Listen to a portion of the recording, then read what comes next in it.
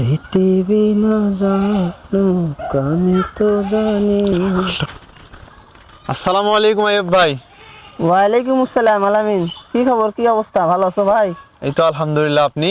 আলহামদুলিল্লাহ ভাই, ভালো আছি। কি খবর আলামিন? রমজান মাসের দিনকাল কেমন যাচ্ছে? আর সিয়াম আছো? হ্যাঁ ভাই, রোজার মাস তো যাচ্ছে আলহামদুলিল্লাহ, আর রোজা তো রাখতেছি। আইয়ুব ভাই, রোজা তো সব রাখতেছি বুঝছেন, কিন্তু আজকে একটা কাজ হয়েছে, সেটা হলো যে চিড়ি খাইলাম, খাওয়ার পরে নামাজ পড়তে গেলাম। নামাজ পড়ে এসে শুইছি, এখন ঘুম থেকে উঠলাম, ওঠার পরে দেখতেছি বুকটা কেন জানি জ্বালা করতেছে। তাই পরে কি করলাম, রোজাটা ভেঙে ফেললাম। আলামিন, তুই এটা কাজ করলি, এই রমজানের গুরুত্বপূর্ণ একটি সিয়াম তুই নষ্ট করলি এই সামান্য কারণে। এর গুরুত্ব তুই জানিস? একটি সিয়ামের কতটা গুরুত্ব ভাই।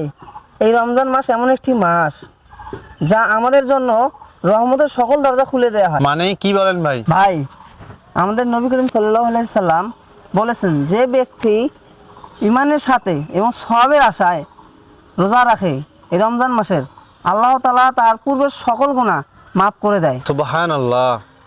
হাদিসটি রয়েছে সহিহ বুখারীতে, 38 নম্বর হাদিস। ভাই, আল্লাহ তাআলা নিজেই বলেছেন, এই রমজানের সিয়াম যারা রাখবে আমি আল্লাহ তাকে নিজেই পুরস্কৃত করব। তাহলে দেখো এই রমজানের একটি রোজা রাখার কত গুরুত্ব। আর তুমি ভাই কি করছো? সামান্য একটা কাজের জন্য তোমার রোজাটা আজকে ভেঙে ফেলছো।